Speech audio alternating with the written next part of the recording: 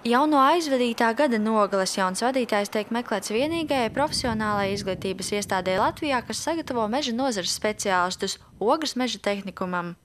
Jau tuvākajās nedēļās Izglītības un zinātnes ministrija paziņos direktora amata konkursa rezultātus. Konkursam ir vairākas kārtas, ņemot vērā to, ka šis amats tomēr ir ļoti atbildīgs.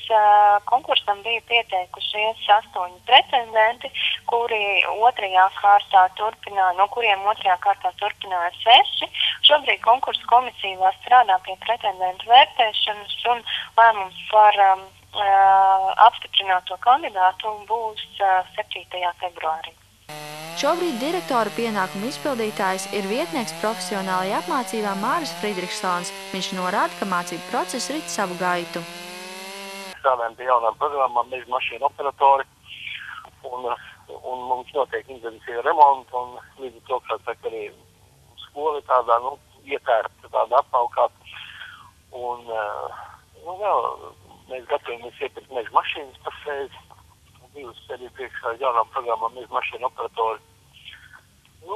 Pamatā viss pārtie procesi rīt savu gaitu. Ogres televīzija jau informē, ka oktobra beigās mira Ogres meža tehnikuma direktors Modris Grantiņš. 16. oktobrī Jumpravā uz dzelzceļa pārbrauktuves viņa automašīna sadūrās ar kravas vilcienu. Zanda Treško, Ogres televīzija.